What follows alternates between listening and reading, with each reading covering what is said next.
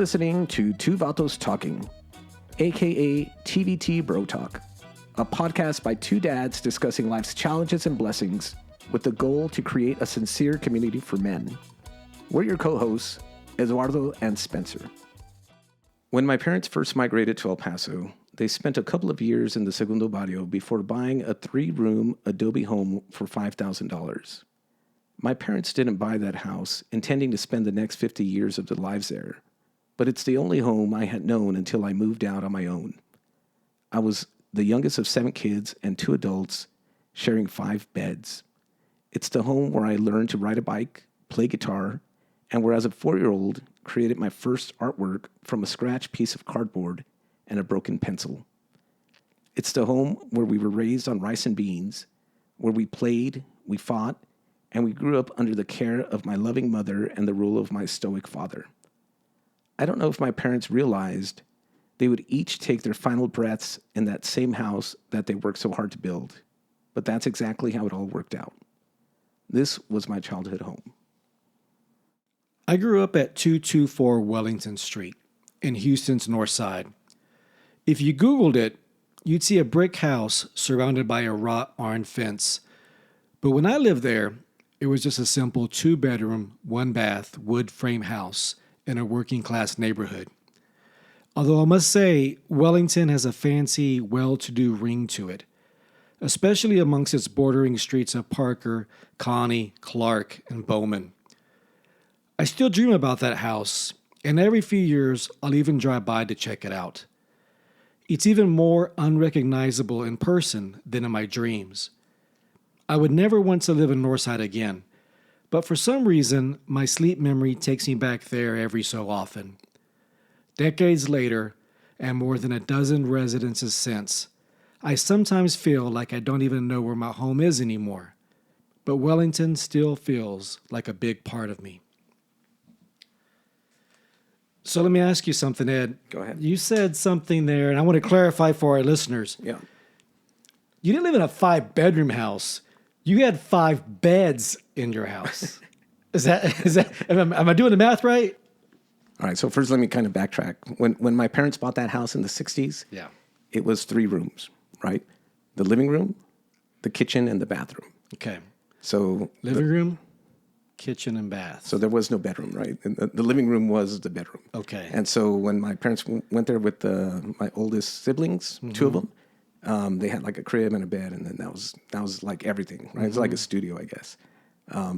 Now it was like a sliver of land, and so my dad ended up building 2 more rooms, which were essentially bedrooms, but you had to walk through the house to get to each bedroom, right? Okay. So this is what they call a shotgun house. Right. But he made it a shotgun house. It already was, but he added on, and so you had to walk through which rooms to get to the bedrooms. So you had to walk. So you go through the front door. Okay, so let's talk about doors, right? There was a front door and the side door, right? So the front door led you into the living room. Okay. And then the side door led you into the kitchen. But the kitchen was a second room, right? Okay. And then after that... When you say side door, you mean it went outside as well? It was literally on the side of the house. So you could get in and out of the house through that door? Yeah, through the side of the house, you're right. Straight into the kitchen? Correct. Okay. And then in the front, which faced the street, right, the front of the house, okay, there was that front door. And then, so then you would walk in there, and then you'd walk into the kitchen, and then there was a door that divided the kitchen from the bathroom, right? So straight from the kitchen into the bathroom. Correct. Which could have been a plumbing thing, right? They built a simple house, and obviously the plumbing's pretty close to each other in those 2 rooms. Correct. And like the water heater was right inside of the kitchen too. Right. Right. And then it was wood floors. So it was wood floors. It was like floating floors, but it was made of adobe on the exterior part of it. Okay. All right. And then my dad ended up building the 2 rooms, and then now we had 2 bedrooms. So now the front room, instead of it being everything, it became the living room. Okay. And then my dad painted the first bedroom as I'm like walking towards the back of the house, right? The first bedroom was painted pink, right? So it was like the girls' room. And then the second bedroom was painted this terrible green color. And so that was like his bedroom and my brother's bedroom. And then he had like my parents' bed in that room, my brother's bed in that room. In the first bedroom, it was like bunk beds. and another bed. And I think there was another bed in there. So it might have been 4 beds all together in there. All right. So you had to literally go through the bathroom to get to the bedrooms. Correct. And then you had to get to the second bedroom, you had to go through that bedroom as well. Right. And there was no doors in between the bedrooms. Just door spaces. Doorways. Yeah. And then there was like a little curtain to go from the bathroom into the bedrooms. And so it was like a curtain. When I say curtain, it was 2 nails on opposite sides of the door. Okay. With a string in between and then a piece of cloth. Like a tela. A tela. It was a tela, right? Yeah, you know what a tela is, right? But it was a tela that was giving you the privacy from the bedrooms. Some privacy. Well, that's all the privacy you were going to get, right? Okay. And so we're talking, and I remember it was a claw tub, right? So there was no shower. Okay. It was an actual like cast iron. Right. The one that people school. like these days. The ones that are supposed to be fancy, but right. I just saw them as super poor, right? And then the wood was completely rotted because of the water. Because the water would just be splashed out. Yeah. Can you imagine? Kids? There's no tile floor. There's no splash guard. Oh God, no. There's just wood. Yeah, that's getting wet. And it was just baths. Like we would just do baths. Baths, yeah. Yeah. There was no shower. Yeah, shower was like a luxury. Okay. There's no shower head. There's just a spout. There's just a faucet. There's a faucet. Yeah, that's it. And so, yeah, man. And so so when I was born in 1972, that's what I came home to, right? And so all my other siblings had been living like that since... Well, you were just a baby. Yeah, I was the last one, right? That was home. That was home for me. That was home. Yeah. That's something. Adobe shotgun home that was just sort of built on, right? Yeah. It literally, you could look at the decades of time, how my parents would build onto the house. Now, okay, so I'm trying to imagine this kitchen because it's an adobe home. It's on pier and beam, right? It's not on a foundation. It's on bricks or something, or cinder block. Right. What was the heating source to cook? It was a gas stove. It was a gas stove. Yeah. Okay. What about heating source in general? Oh my gosh. So there was no central heating source. No, of course not. Yeah, you know how we would heat the bedrooms? We had those kerosene lanterns. Okay. That this sounds like something just a disaster waiting to happen. I can't believe we survived all that, right? It would be criminal to do that now. Of course. And I remember pouring kerosene into it, and you know how El Paso winters get freezing. Oh yeah, they can get cold, especially back then. And we would complain about hey, you're hogging up all the kerosene, right? Like you need to bring it over to this room, right? Oh my God. And so we had 2 of them to heat up the rooms. And a lamp? Like a kerosene lamp? They were like heaters. Your little heater, okay. And they were tall. They were 2-3 feet tall. So you guys were messing with the kerosene and lighting it up and yes, sir. Wow. Yeah. And then the kitchen would heat up the front of the house because my mom would cook and whatnot. Right. So and then we had oh my gosh, making me flashback. We had one of those tiny little heaters that were gas. I mean, if you didn't die by fire, you might have died by carbon monoxide poisoning. Easy. Yeah, one of the two. Pick your poison, basically. Now, if the house is sealed correctly, then sure, right? But the house is never sealed. Right, so it's leaking out. The carbon monoxide is leaking out as designed through different cracks in the house. It was one of those happy accidents, right? It was drafty as hell, right? Oh my gosh. And so then we had wooden floors, so the coldness would just come up from underneath, and it was just terrible. And then it was like a tiny. It's almost like ceramic. They're really small, but it would heat up the living room. I can. Yeah, I know what you're talking about. Yeah, I remember burning my feet on those. That thing. Oh my man. gosh! Yeah. Now there's no AC. No way. No window units. You probably just open the windows, I'd imagine, because it gets cold enough at night. Yeah, we had a window unit, but it was a swamp cooler. Swamp cooler, and so I have a lot of PTSD, right? Because we had a swamp cooler in the window in the living room, but man, to put those things in there, you got to open the window, and then all the mosquitoes would breed there, and they would just come in, and so all night we would just get eaten alive by the mosquitoes. Yeah. And then so then we had one of the. Do you want to be hot, or do you want to get bit to death? It didn't matter. You had no choices. Once again, pick your poison.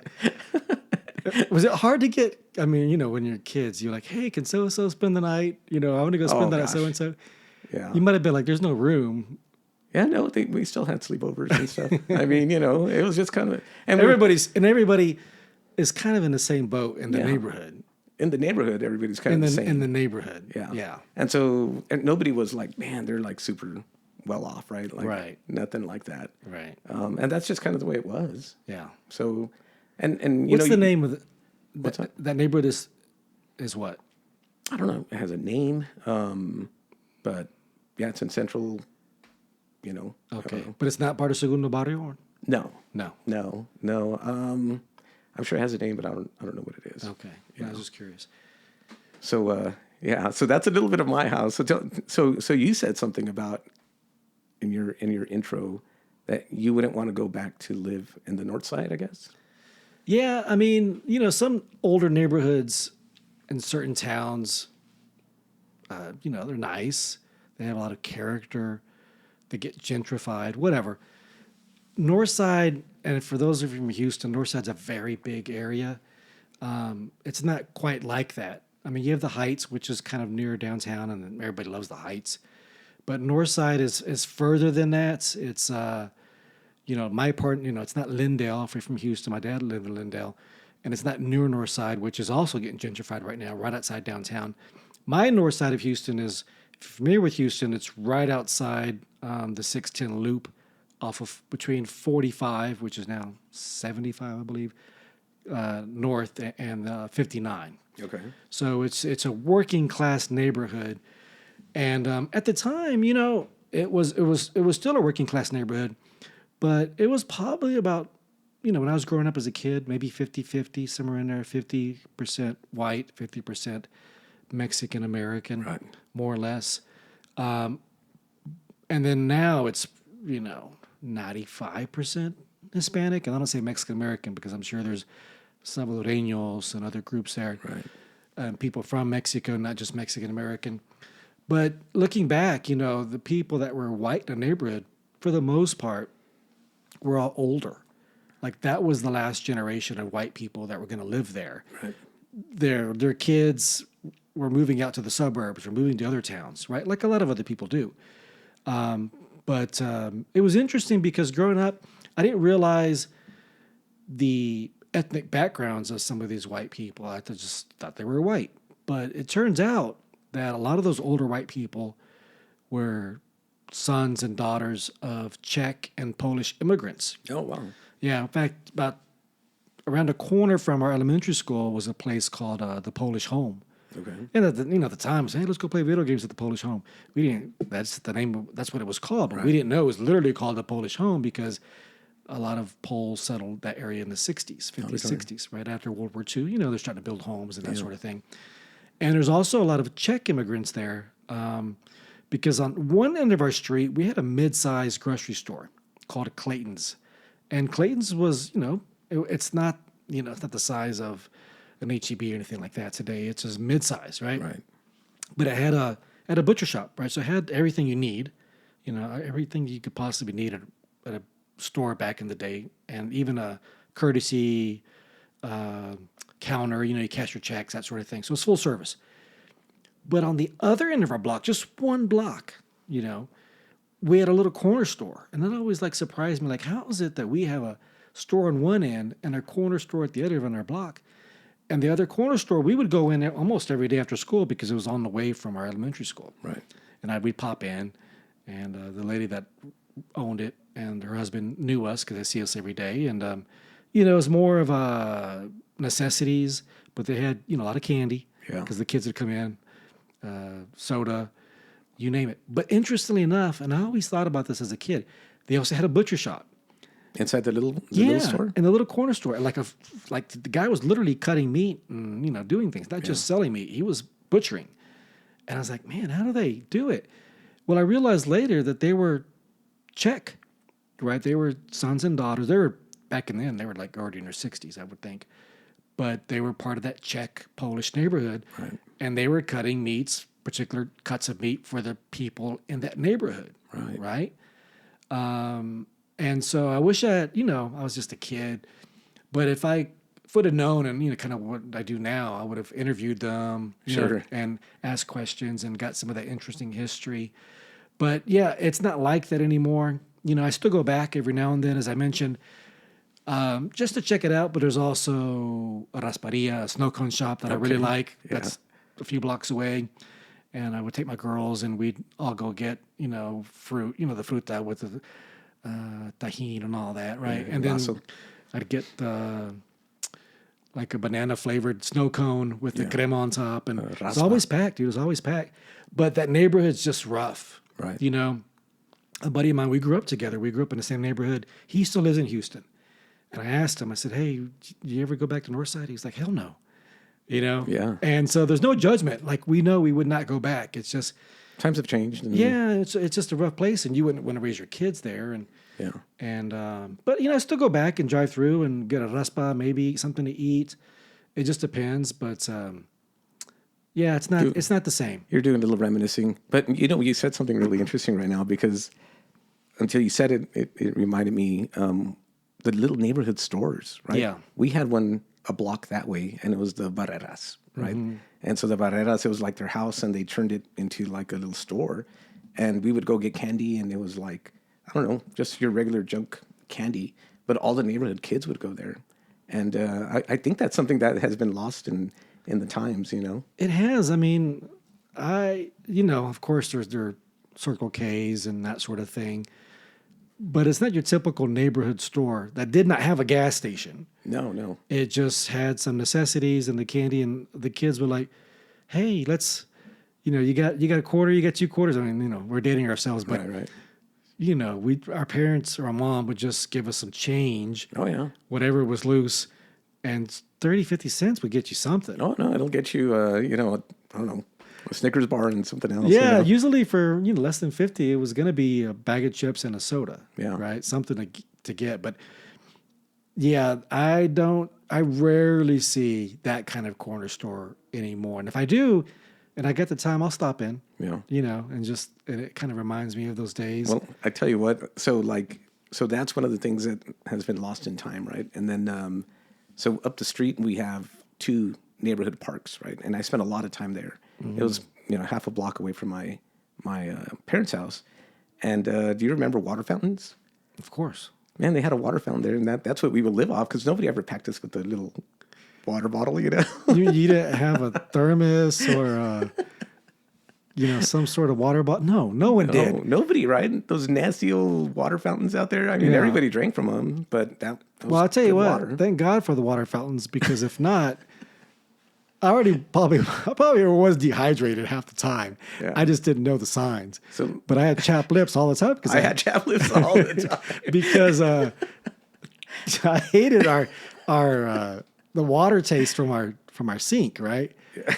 And it just wasn't going to drink it. So, but at school, at least it was cold. Yeah, that's so funny. Or right? for some reason, out of the hose in the front yard or backyard was good because you're outside playing. But So let's talk about that, just playing outside, right? So I remember spending many, many hours on my BMX out there. hold on. You had a BMX? No, it was a PMX, right? Because it was a generic BMX. Okay. I was like, hold on, man. How are you going to be raised in this shotgun house and you had a BMX? But I'm going to tell the story the way I want to tell it. Right? It was literally called a PMX? It was a PMX. I remember looking at it why does it say PMX? Because it was a generic BMX. I never heard of a PMX. There's a generic for everything, man. Okay. I remember vividly. It was on the the chain guard. All right. And it said PMX. But it was yellow and black, and I wrote the heck out of that thing. I had a Huffy, which is not bad. It wasn't a BMX, but I had a Huffy.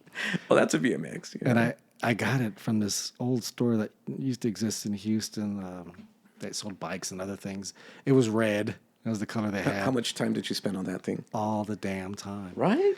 But I once, when I was getting older, I was like, I hate this red color and I hate this banana seat.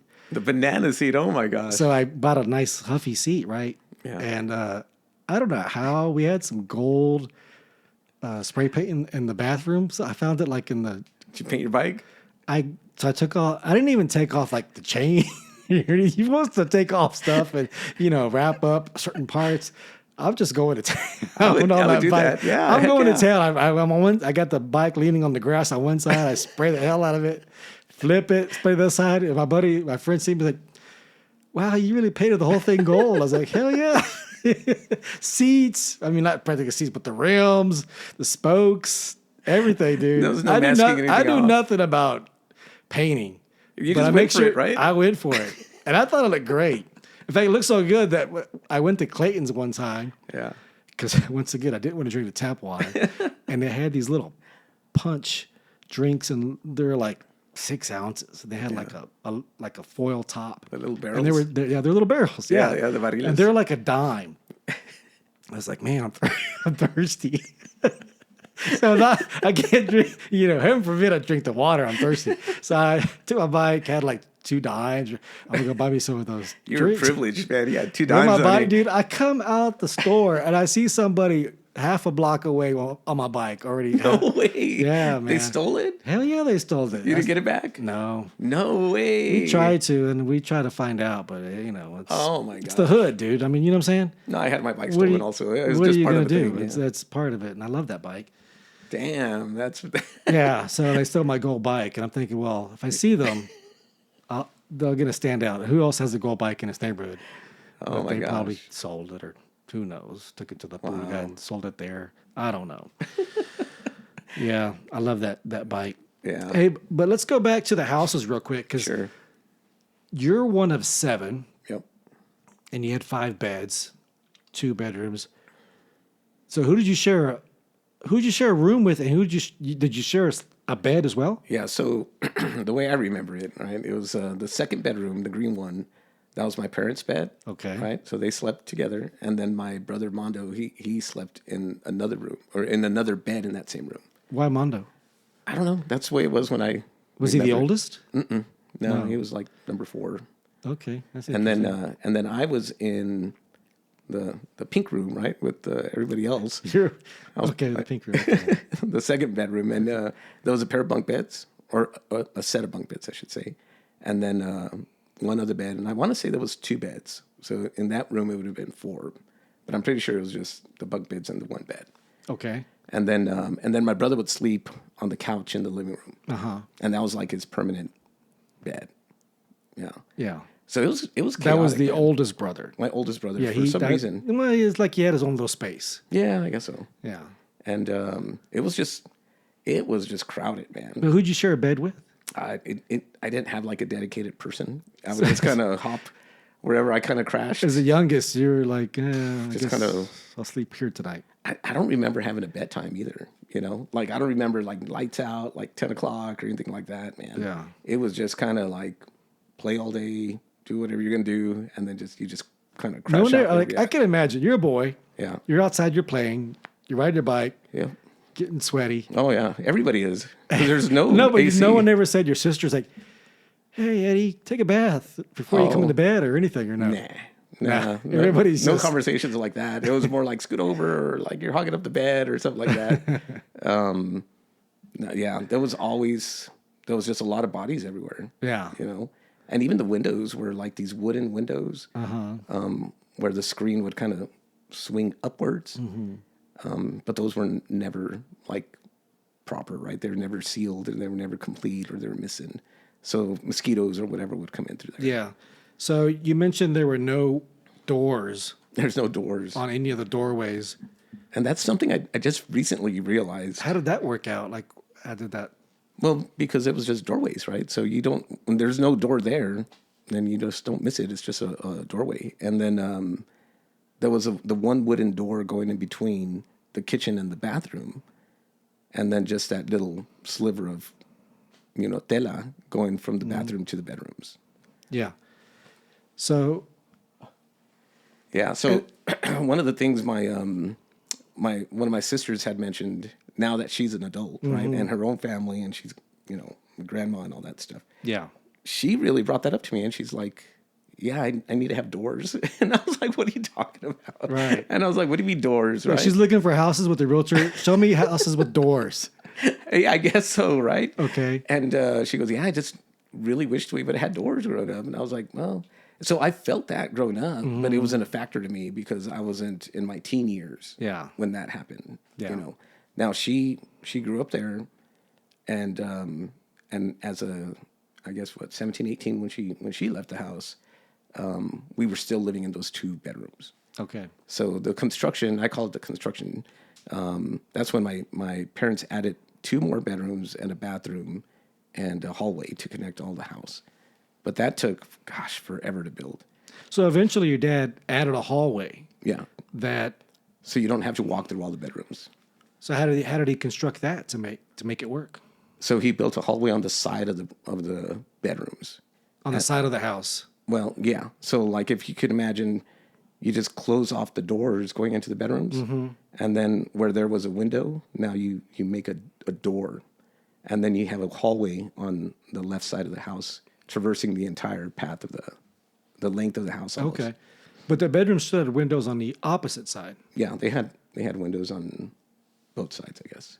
Okay, but after he added the hallway. Yeah, and because you had to have doors. Yeah, you had doors.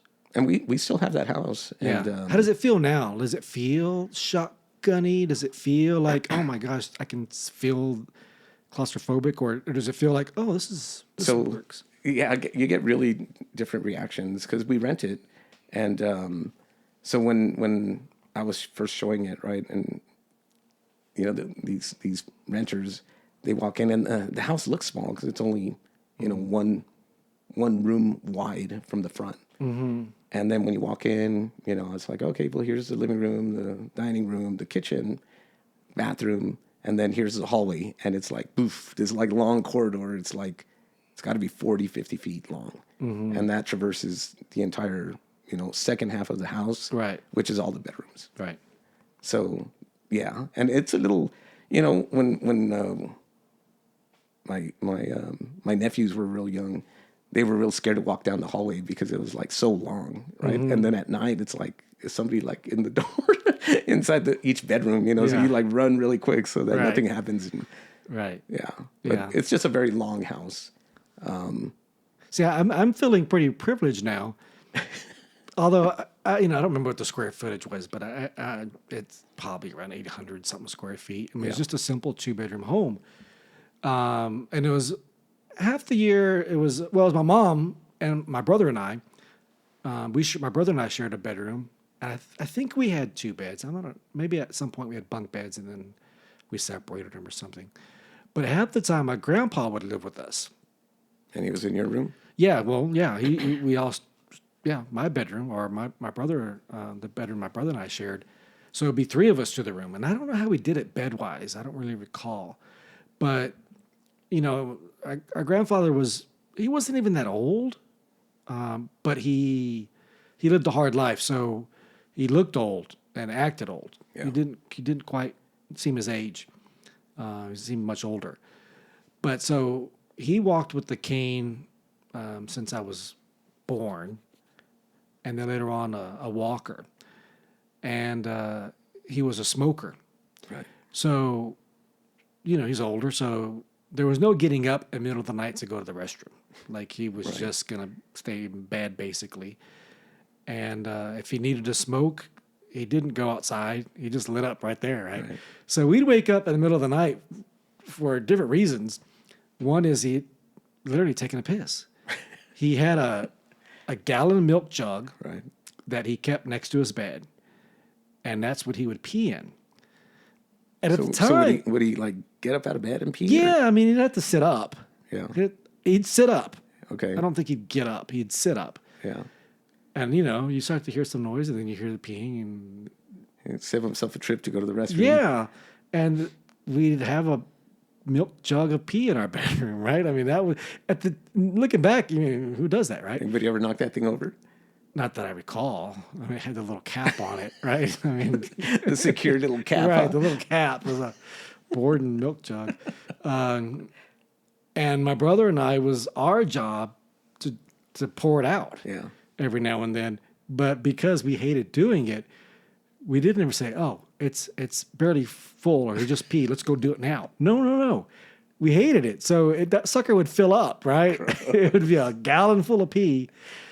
And we're like, it's your turn. No, it's your turn. No, I did it last week or whatever. No, I just did it. You didn't see me, but I did it. So you go do it.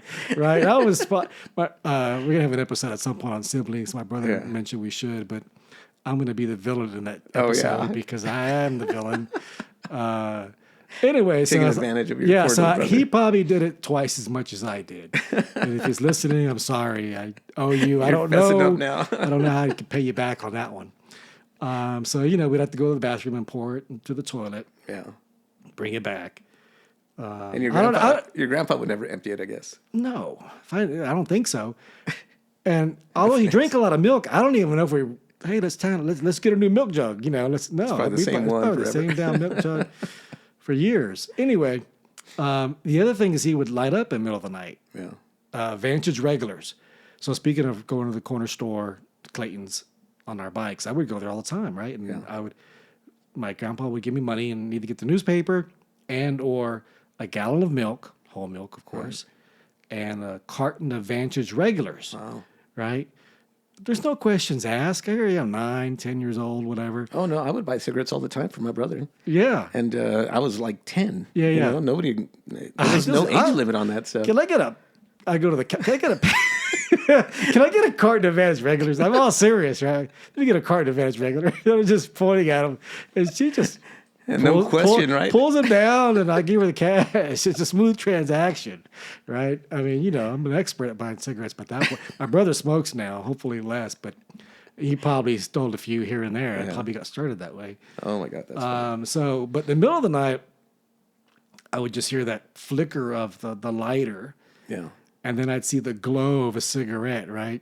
And he'd be smoking in the room, had an ashtray in there, and no one ever talked about secondhand cancer back then, secondhand smoke.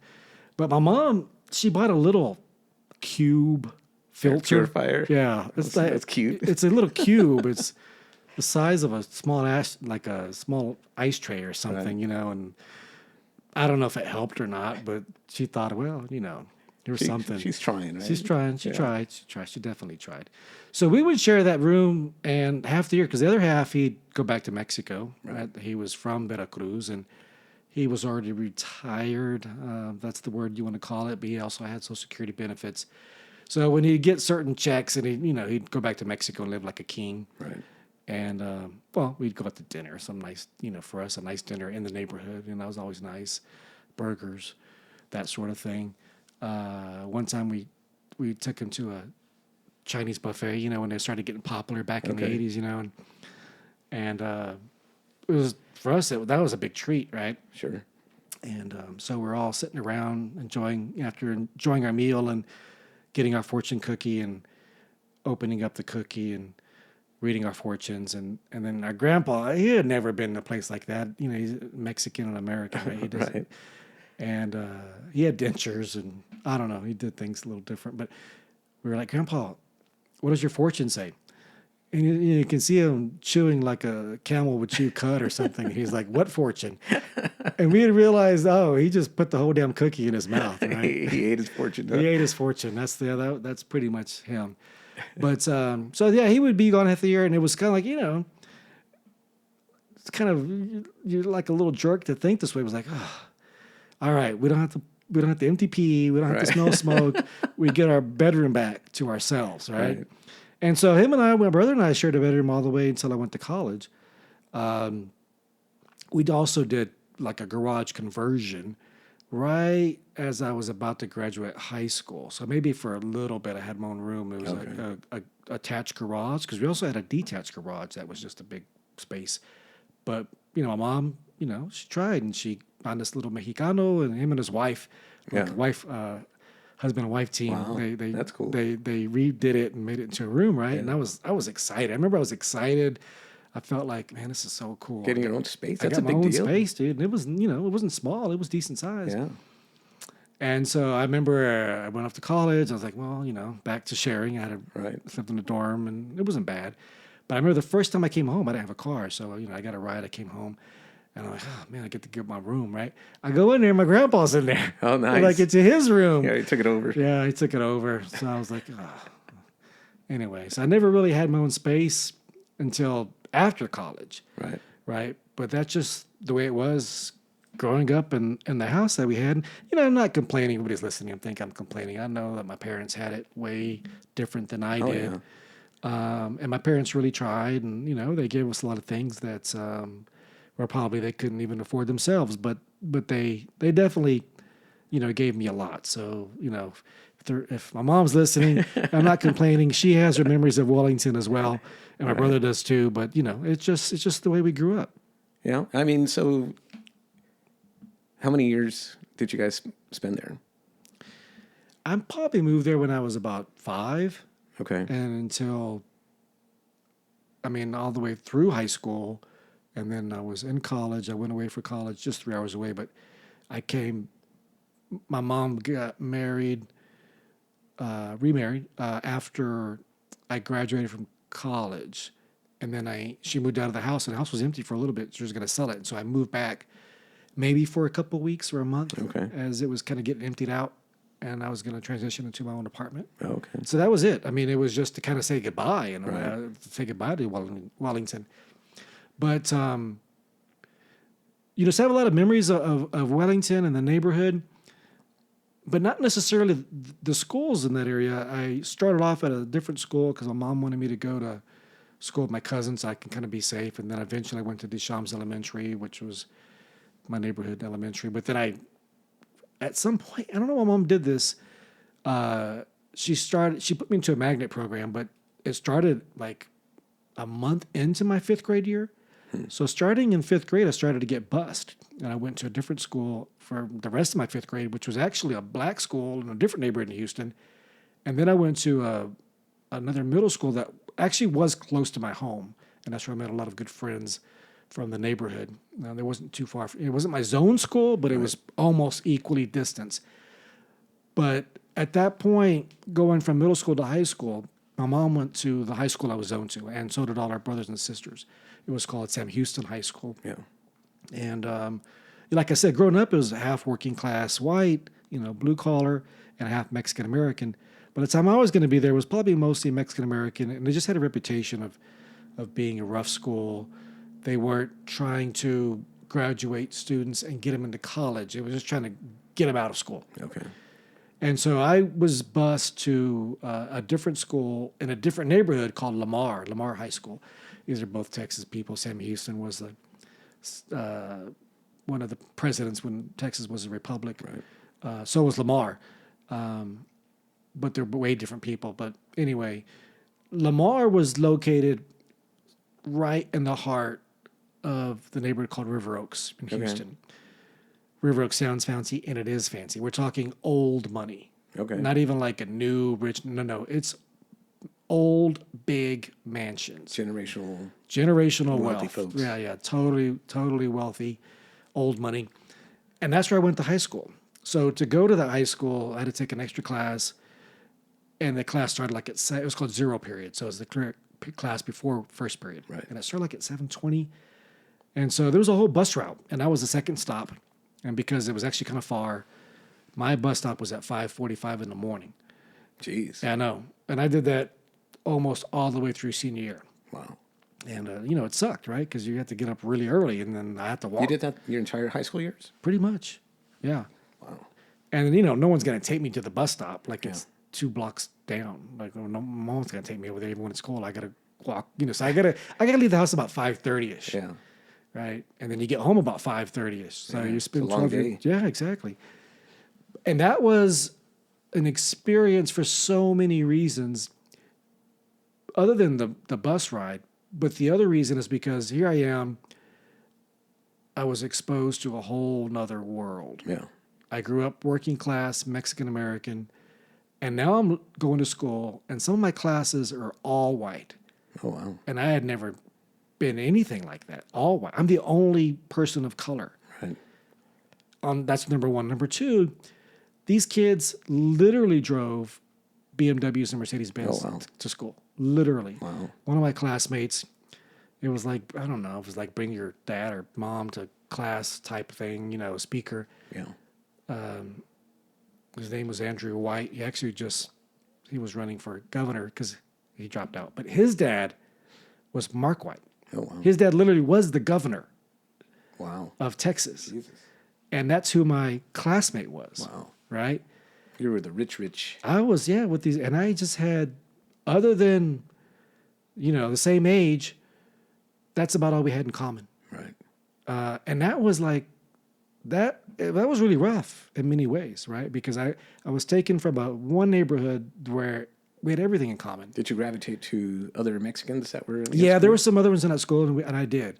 And other kids who were bused from other neighborhoods. So some of my good friends, we were socioeconomically similar, Right. but they lived on the opposite side of town. So it wasn't, hey, you want to hang out? Well, none of us had cars, and none of us wanted to take the bus, 2 hours, to go hang out? Yeah, to Sure. go hang out. We did later on when, you can get some rides, but,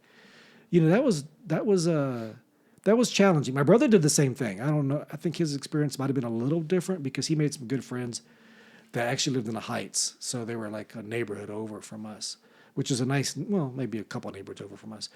But, they were also white, but they lived in an area that we're familiar with. Right. Right. So we had things in common.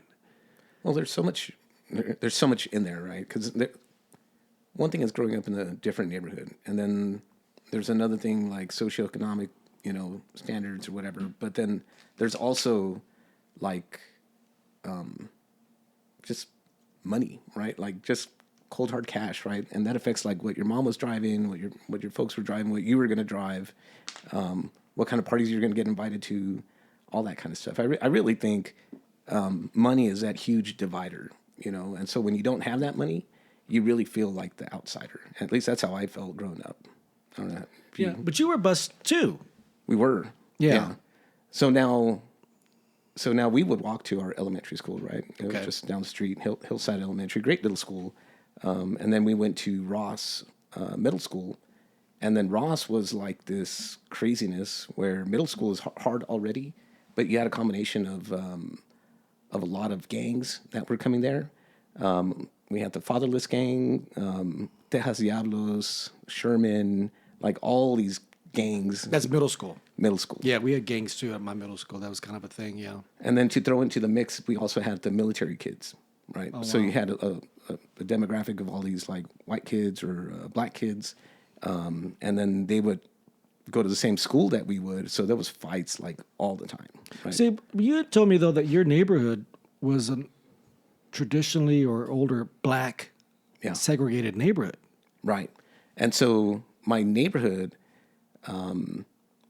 there still is a black church right around the corner. Yeah, I saw it. There's two more churches that are no longer all black, but they were black churches, and they were like 2 blocks away.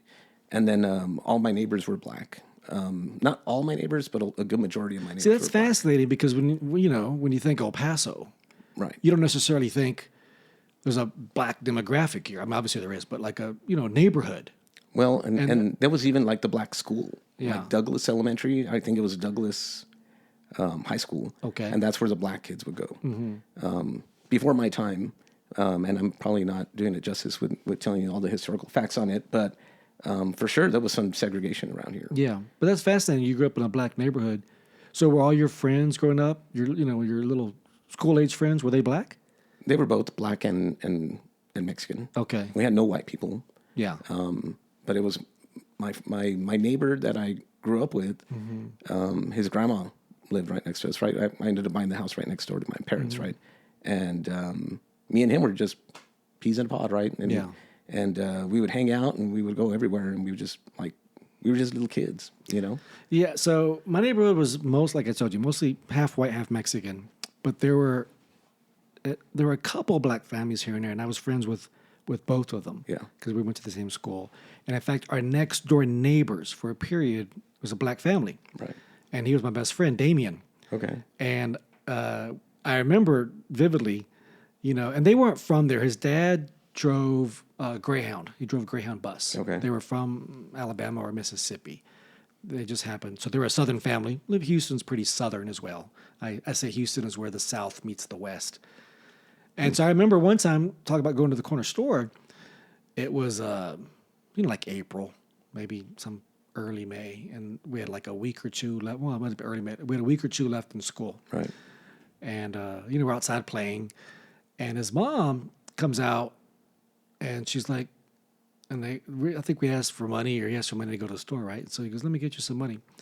So she got her little coin purse and gave us each some change, right? And we go to the store. We walk to the corner store. And, I'm going to buy candy. Right. And Damien, he thinks he's really smart, right? And he's like, I'm going to buy a notebook and a pencil. Make my mama proud, right? Okay. We get back, and she asks, what'd y'all get? And I forget her name. I said, oh, Miss So-and-so, I got some candy. Thank you so much, He's like, look, Mama, I bought something for school. Right. She's like, you dummy, I gave you money to go buy candy. And she pulled off a switch from Started beating him? right there from this tree we had that, had these really bendable branches. Yeah. She pulled one off and whipped him right there, man. She's like, that was stupid. I gave you money to buy candy. School's almost over, dummy. Why are you going to buy school supplies when school's almost over? That poor kid. Man, I looked at that. I was like, okay, I'm going inside. Yeah, time to go. Yeah. That's too funny. Hey, let me ask you, talk about your security system that you had at your house. Oh, man, there was no deadbolt. Okay. We didn't have a deadbolt. No one even, they probably didn't even exist very much. We had just the little lock that you turn with your index finger and your thumb on the back of the doorknob. That's all we had. And so I came home one day after school, middle school maybe, and the front door was just busted open. Oh, geez. And I was like, what is this? Like, why is the door open and why does it look like that? And I went in. We didn't have much. Right. But what we had was gone. No way. They took our microwave. They took three things. They took our microwave. I had a boombox, Oh, no. that I saved up or whatever. I got a boombox. Yeah. Just had a tape player and that sort of thing. Sure. And the speakers came apart, Yeah. Those were the best things. And my mom's jewelry box. No. And I think what happened was these two white ladies came to the door like a day or two before. And I don't even know. People just opened the door back then. If someone knocks, you open the door. And they were looking like, oh, your house is so nice. You have such nice decorations. And my mom, I was like, well, my mom, she decorates nice, Yeah. And then like 2 days later, Wow. that would have been an easy door to kick in. Yeah. There's just that was, and then I remember we, of course we made a police report and they said, well, we recommend getting a deadbolt. Right. And at some point we did. I don't think we got one right away because, we still had to fix that door and that handle. But yeah, we didn't really have, that was it, other than having a dog every now and then. Yeah. And a front porch light. I mean, that's it. Yeah. You were more advanced than us. Okay. We had everything stolen, though. I had my car stolen out from the front yard. Yeah. My brother had his motorcycle stolen from the front yard. Our bikes, at some point got ripped off. Yeah. Our Christmas stuff, we had a little shed, and all of our Christmas stuff got ripped off. And you know what's crazy about that? It's mostly people in the neighborhood. Yeah. It's like other poor people stealing from other poor people. Yeah. Which is wrong, right? Yeah. But, I mean, like, we're already poor. I mean, come on. yeah. In fact, we used to hang our clothes, right? Like we had clotheslines. Yeah. And there was my sisters, I remember them talking about getting our jeans stolen. Oh, wow. And then seeing somebody wearing them at school. Mm-hmm. It's like, well, there they are. you Wow. know? Yeah, didn't have to see that. And then when before like the major construction had happened, man, all we had was like a little andavita, right? The little like latch that you would just kind of like hook with a little eye hole. I don't know, but It's it just the little metal hook yeah, just a little metal hook from the inside that goes into the little loop thing. Right. That's it. Like in a screen door. Yep, That was pretty much it. so you couldn't lock it from the outside. No, you had to lock it from the inside. That's it. That yeah, was pretty much. Yeah. So there was always a way to get in, but I mean, we were so poor. Who's gonna rip us off? But I did get ripped off. Well, this was all stuff from the outside. Oh, from the outside. Never from the inside. Okay. But when that happens to you, and I think for many years, I kind of had dreams about it because it's something about when someone violates your personal space and takes what little you have. Yeah. That's the thing about, people think, oh, you're rich. No, poor people get ripped off all the time. Oh, yeah. In fact, maybe probably even more so statistically. Yeah. I remember at NMSU, I was going to school there, and my little beat up old $500 car, right, my Honda, somebody broke the window, opened the trunk, took my toolbox, and then took the faceplate of my car stereo. Yeah. Just enough to just ruined my car, right? And then here I'm broke, right? Like, man, why would you do that? It cost so much just to replace a stupid window. Right. And then my toolbox, I was like, man, that one hurt, you know? I was like, geez. And you feel violated, you know? I didn't have anything. And it's like, I know. What little you have, someone takes it. That's always a terrible feeling. Yeah.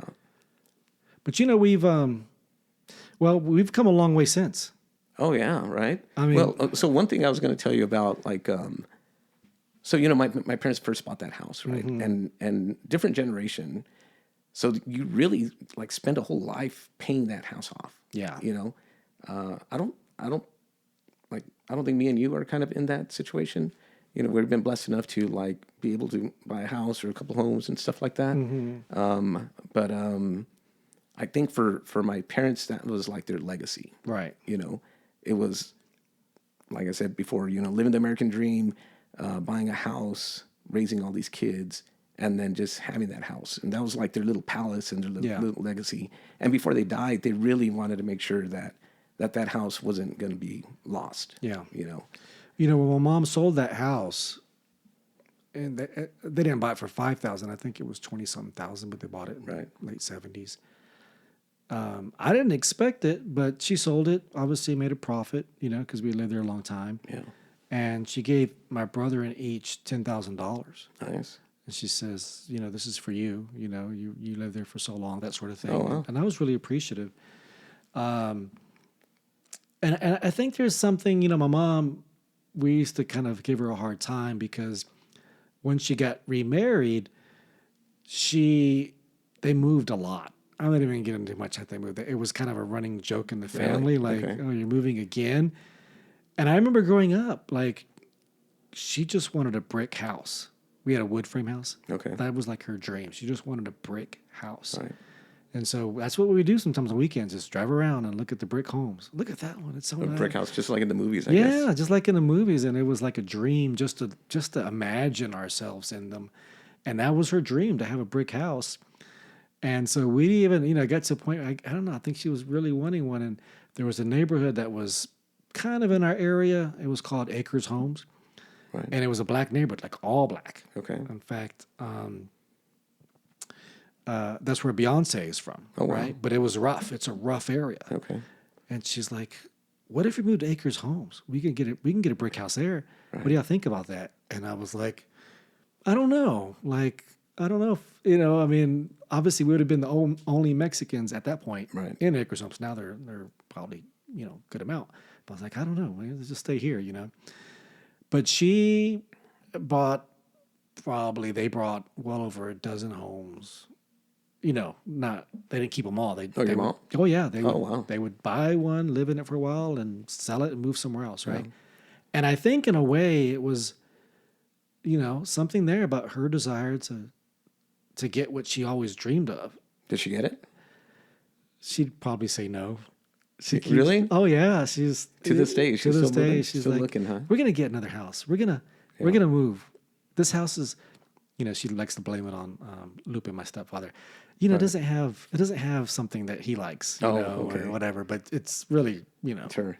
It's her. Lupe will do it for the most. He's done it many times. God bless him. But they're in your 70s. It's don't necessarily want to move anymore. Right. But what about you? How long have you been in this house? So I bought this house in 2019. Right before COVID. It took me 3 years to buy this house. And then I've been renovating it since then. So we're 2016. So I've been here for 7 years now, and living in it full time for the last couple of years. But I'm really comfortable in this house because it's a really good location for El Paso. I could get anywhere, east side or west side, really quick. Now, is it going to be my final home? I hope not. I don't think so. I'd really like to go into a home that it's a turnkey house that I just walk right into it and just kind of figure out where I'm going to put the TVs and stuff. Not, taking walls down and redoing floors and all that stuff. Well, that's what I was going to ask you, if this is your final home. It's a great home. It's an older home. Yeah, it's 1955. It's got a lot of character, and it's really nice. But obviously, if you do work in here, it's not easy, right? And then you got to, if you want to get it the way you want it, then it takes work. But you're looking to This is not going to be your forever home, your last home. No, I don't think so. I mean, I think once my kids are out of school, I'll move somewhere. I'm not sure where, but I'll get myself like a nice little, 1,400 square foot home, like little with a good yard and a nice garage and stuff like that. Little compared I think to 1,400 is good. Compared to what we grew up in. Oh yeah. Well, that house that we grew up in, my dad turned that 3 rooms into a 4-bedroom, 2-bath house over 2,000 square feet. Right. And it was initially, what do you think? Oh my gosh. 600? Yeah. 700 feet. 700 square maybe. feet. Yeah. So he tripled it practically. Yeah. Put a whole new roof on it. I mean, a whole new everything on it. Yeah. And then, if you look at it from Google Earth, it's literally a sliver because it's a half a lot. The lot, yeah. The lot's just a sliver of land. And man, that house covers almost every square inch of that sliver, Wow. If he would have had a full lot or a double lot, oh my gosh, he would have been building, Yeah. been building forever. Yeah. Well, about my current house, about 2 years ago now. So, but you have a really nice house, and it's in a nice area in Las Cruces. Yeah, there's no complaints. It's a beautiful home. It's 3 bedrooms. The real nice countertops, great view, corner lot, and a probably, what some might consider the nicest neighborhood in my town. It's not a mansion or anything. It's a 3-bedroom. Oh, it's 1900. It's definitely not a starter home. No, it's a nice home. And I think that I wanted kind of what my mom has been wanting, right? I wanted something that I can be really proud of, thinking that my daughters, who are adults now, would, come spend the night and hang out. But they're both busy and they both have their own lives, so that hasn't quite happened. And so I'm like you. I was like, well, I think I could downsize some. And I hate pulling weeds and messing with that. So I don't think I'm in my last home either. Or last house, and I think that's kind of where we're both at, is like, what's going to feel like home? Yeah. When your kids are gone, it's not a home anymore. It's weird, huh? It's a house. Yeah. But it's not a home. But you know what? I mean, there's a lot to what you just said right there. So like, I have this house now. It's 3-bedroom, 2-bath, and when my kids aren't here, man, I just like watch TV. I mean, I don't do a lot here. That's why I just don't think I need a big home. Yeah. Those McMansions are super nice, but what are you gonna do with all that space? Yeah. It's sometimes it's too much space. I've got rooms I don't even go into, to be honest with you. Yeah. I mean, every now and then, but I don't need to. And that's the question is, what's next? Right. Yeah. I don't know. What is next for you? Well, we'll see. We'll see. That's a good question for both of us. So, to all our listeners, once again, thanks for tuning in to TBT Bro Talk. And hey, vatos, remember, pónganse trucha.